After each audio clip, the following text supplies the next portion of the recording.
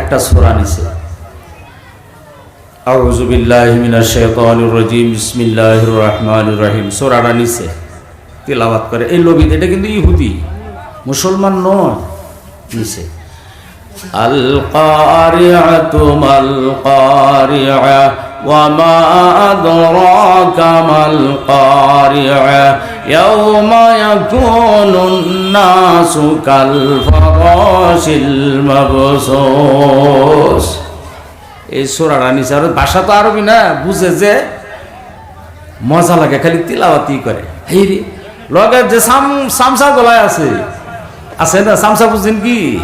এ মেলা পড়ছে কোরআনের সূরার সময় দিল সূরা বানাবো, আরো কিছু নেই, বসে গেছে খালি তিলাওয়াতই করে। মজা লাগে যে খালি তিলাওয়াত করে। ওরা কয়, ওই তোমাক আনা হয়েছে সূরার সময় দিল সূরা বানাইতে, তুমি কি খালি তিলাওয়াত করো? পড়ো, পাগল হয়ে গেছ?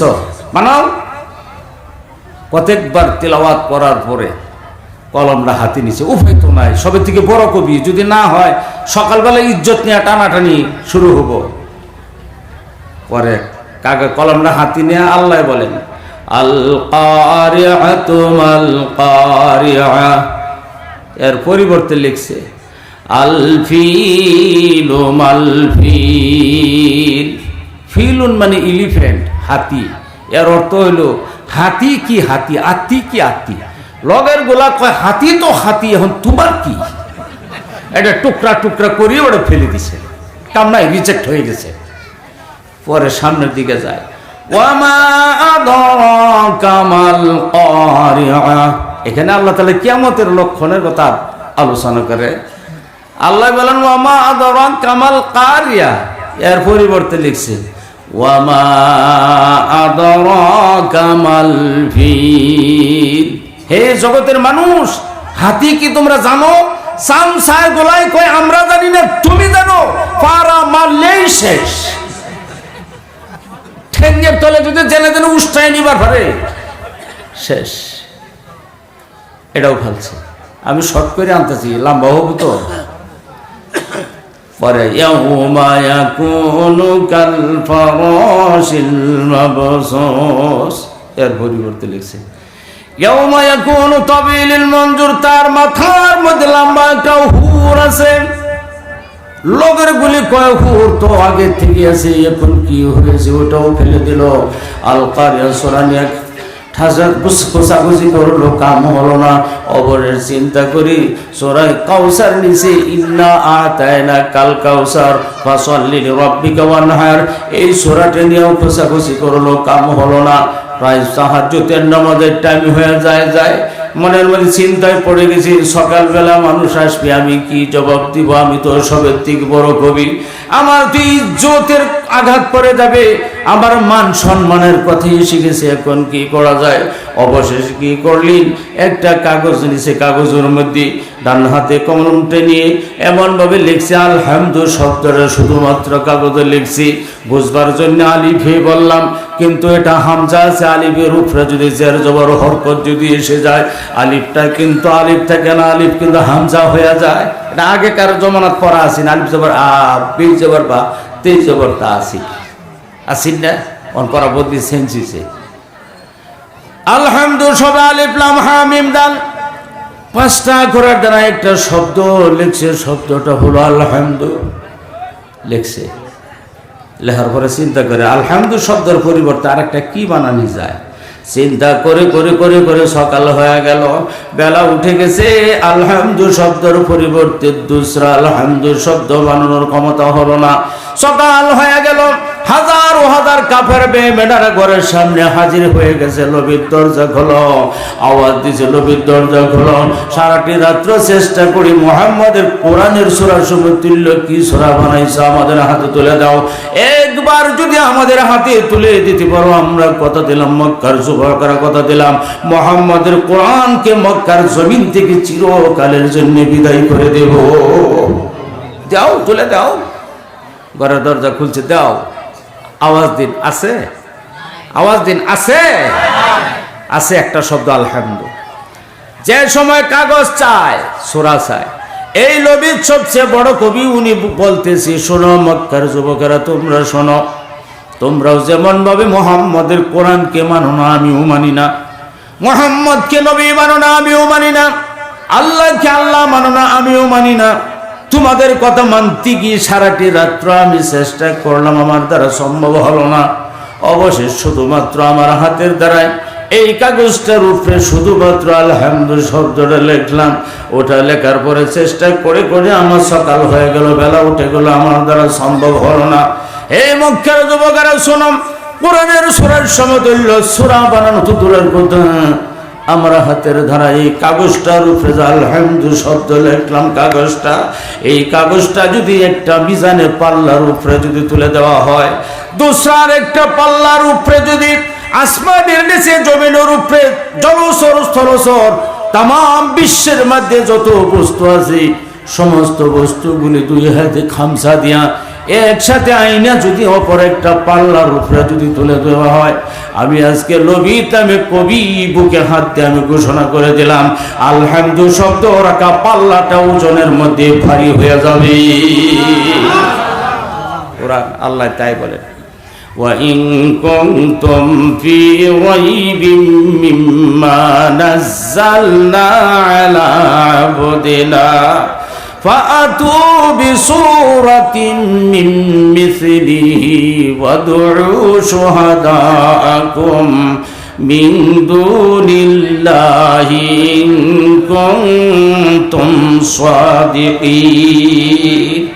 আল্লাহ বলেন, আমার আব্দুল মানে গুলাম না, মানে আমার বান্দার উপরে আল্লাহ বলেন, আমার বান্দা অর্থাৎ মুহাম্মদ সাল্লাল্লাহু আলাইহি ওয়াসাল্লামের উপরে যে কোরআন আমি আল্লাহ নাজিল করলাম, হে জগতের মানুষ, তোমাদের যদি এই কোরআনের ভিতরে যদি কোনো সন্দেহ থাকে এটা আমি আল্লাহর কালাম নয়, যদি এমন যদি অন্তরের মধ্যে আসে, কথাটা যদি আসে, একটা কাম করো, আমি আল্লাহর কোরআনের সূরা সমতুল্য একটা সূরা বানাও। যদি তোমরা নিজে না পারো, তোমাদের ভিতরে যিনারা জ্ঞানী গুণী দেওয়ানি পর্দানি লিডার শিক্ষিত মানুষ আছে, ওদের সহায় নেওয়া হলেও এই কাজটা তোমরা করো, যদি তোমরাই সত্যবাদী এই কাজটা করো। আল্লাহ আবার বলেন, ফাইল্লাম তাফালু ওয়ালান তাফালু, যতই চেষ্টা করো কাম হবে না। কাম হইছে, আওয়াজ দিন হইছে, আর এটা সম্ভব হয়তো না।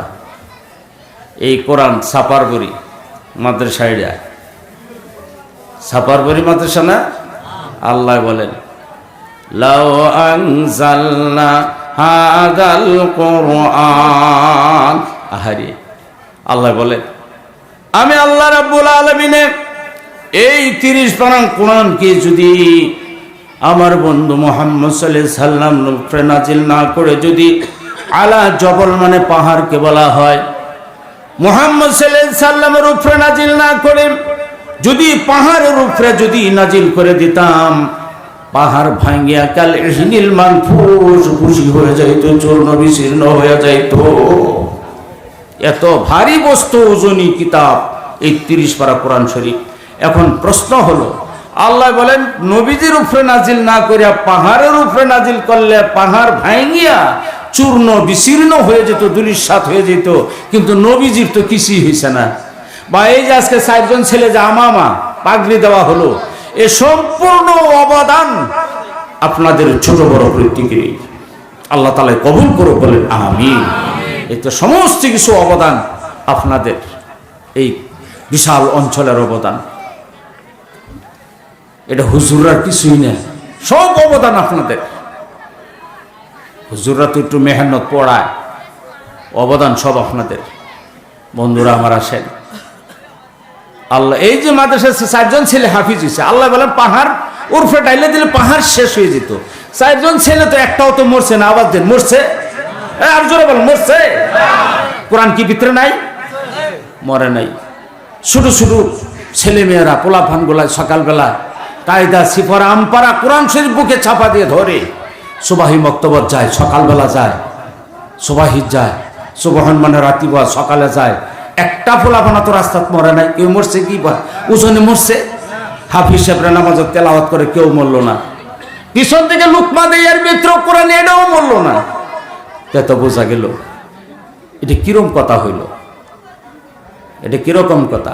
আল্লাহ অন্য আয়াতের মধ্যে বলেন, ইন্না নাহনু নাযালনা যিকরা ওয়া ইন্না লাহু লাহাফিজুন।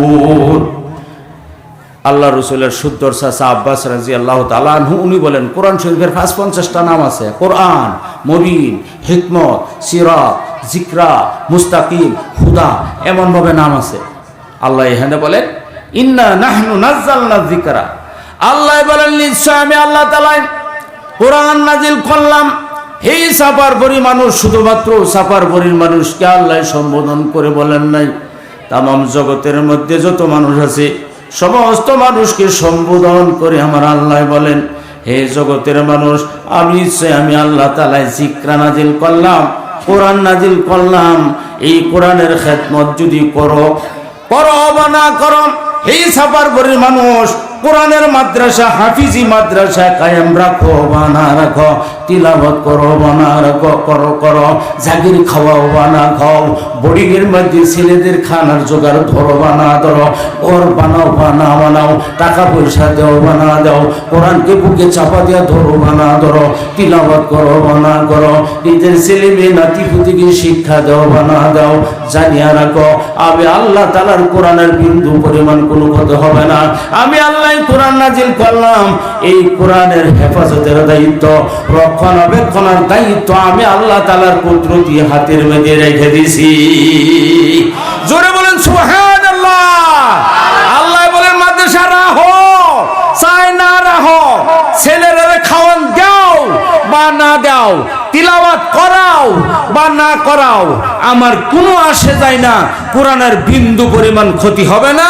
আল্লাহ বলেন আমার কোরআনের দায়িত্ব আমি আল্লাহর হাতের মধ্যে রেখে দিছি। আবার বলেন সুবহানাল্লাহ। ও বাবু, পাহাড়ের উপরে নাজিল করলে পাহাড় ভেঙে চুরমার হয়ে যেত, একটা হাফিজও মরে না।